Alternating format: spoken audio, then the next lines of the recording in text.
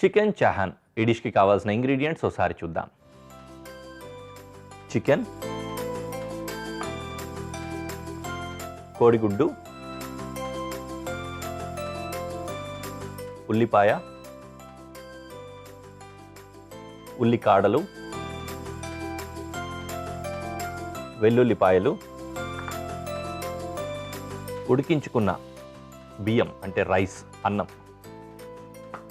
దాంతోపాటు క్యారెట్, మిరియాల పొడి, వెనిగర్, అజినమోటో, సోయా సాస్, ఇంకా చిల్లీ సాస్. ఇది రెడ్ చిల్లీ సాస్ అంటారు, అదనమాట.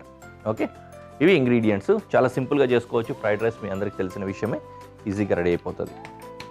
అందులో ఇప్పుడు వేస్తున్న ఇంగ్రీడియంట్స్, దాంట్లో వేసిన వేరియేషన్స్ తోటి డిఫరెంట్ పేర్లతో పిలుస్తూ ఉంటారనమాట. అంటే ఒక్కొక్క ఊర్లో ఒక్కొక్క రకమైన ఇంగ్రీడియంట్స్ తోటి చేసుకుంటారు కాబట్టి ఆ వేరియేషన్ తోటి ఆ చికెన్ ఫ్రైడ్ రైస్ అని చెప్పని చెప్పుకోవచ్చు.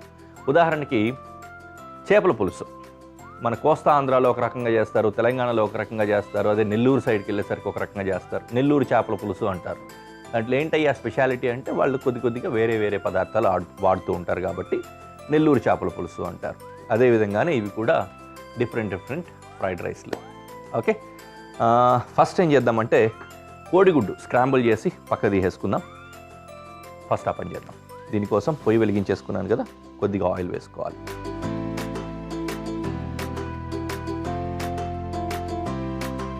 ఇప్పుడు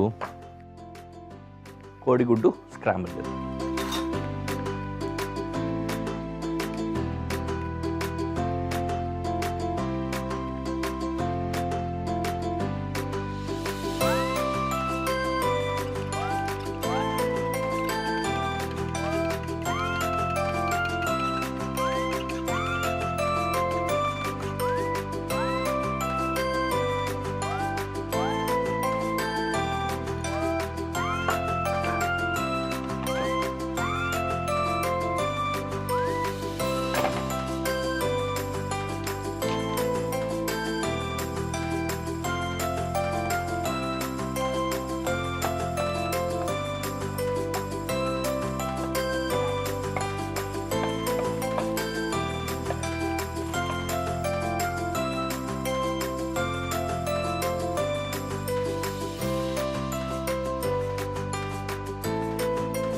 ఎగ్గుని కొద్దిగా ఇట్లా ముక్కలు చేసేసుకుంటే లాస్ట్లో కలుపుకున్నప్పుడు పీసులుగా దొరుకుతుంది, బాగుంటుంది.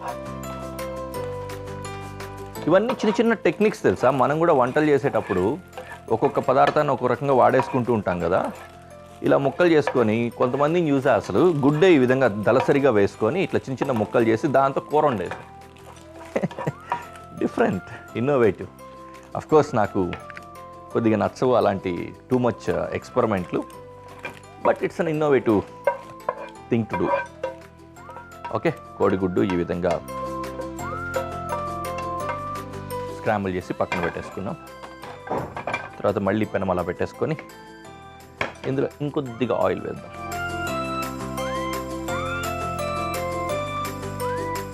వెల్లుల్లి చక్కాచక్ చాప్ చేసి వేద్దాం.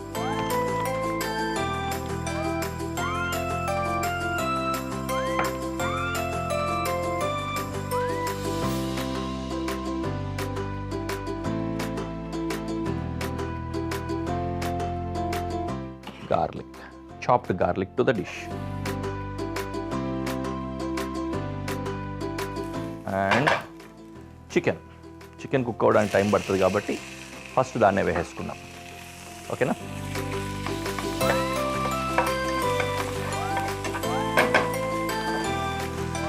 ఆనక అన్నీ వేసేద్దాం ఒకదాని తర్వాత ఒకటి. స్లైస్డ్ ఆనియన్,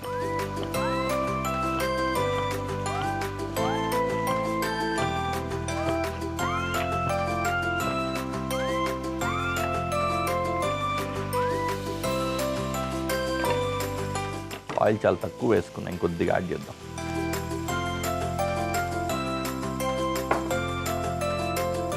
అండ్ ఇవి కూడా తర్వాత వేసుకోవచ్చు. క్యారెట్ వేసేద్దాం ఫస్ట్.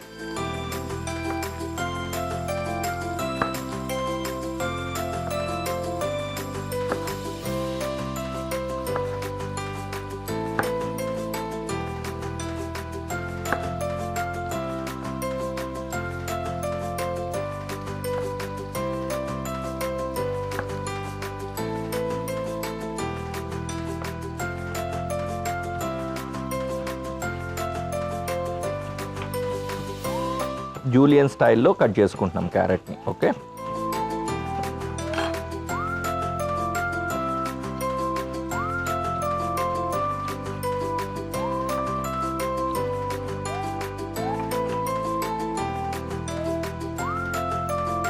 దాన్ని మళ్ళీ ముక్కలు చేసేసుకుందాం, కొంచెం చిన్న ముక్కలు.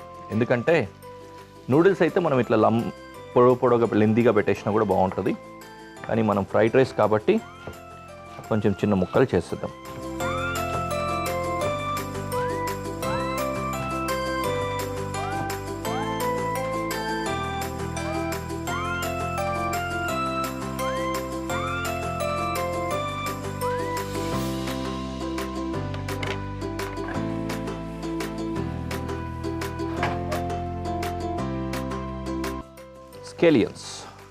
స్కేలియన్స్ అనొచ్చు వీటిని, లేదంటే ఏమంటాము స్ప్రింగ్ ఆనియన్స్ అంటాము ఇంగ్లీష్లో. అలా కాదంటే తెలుగులో చక్కగా ఉల్లికాడలు అని పిలుచుకోవచ్చు. అలాగే బేబీ ఆనియన్ కూడా ఉంది దీంట్లో.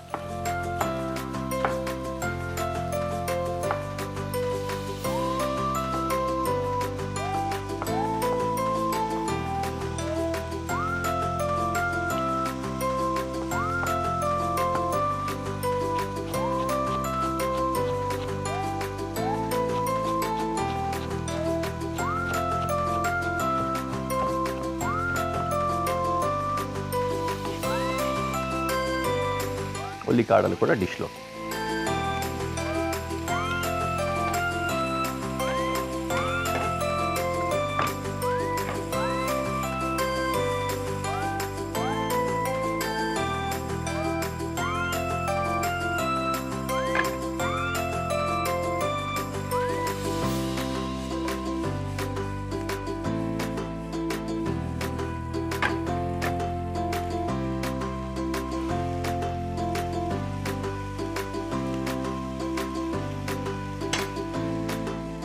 మిరియాల పొడి, కొద్దిగా vinegar, ajinomoto, soya sauce and chilli సాస్లన్నీ వేసేసుకుందాం. అలాగే రైస్ కూడా వేద్దాం.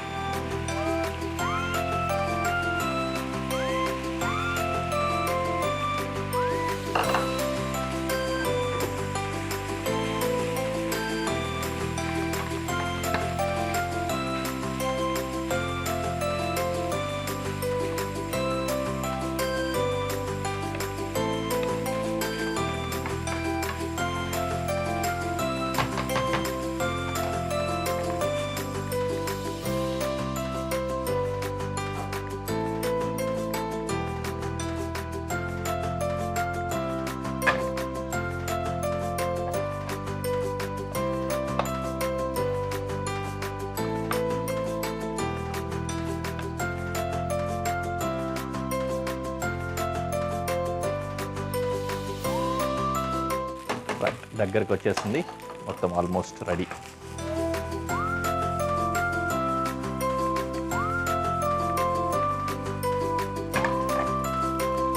అండ్ నౌ కొద్దిగా ఓపెన్ చేద్దాం, కాస్త సాల్ట్ యాడ్ చేసుకుందాం. కొంచెం తక్కువే పడుతుంది సాల్ట్, ఎందుకంటే మనము సోయా సాస్ వేసాం కదా, సోయా సాస్లో యూజువలీ సాల్ట్ ఉంటుంది కొంచెం ఎక్కువ మోతాదులోనే, అందుకని అదే సరిపోతుంది. మనకు ఇంకొంచెం స్ట్రాంగ్ ప్యాలెట్స్ ఉంటాయి కదా, అందుకని ఇంకాస్త సాల్ట్ వేసుకున్నా. And finally egg,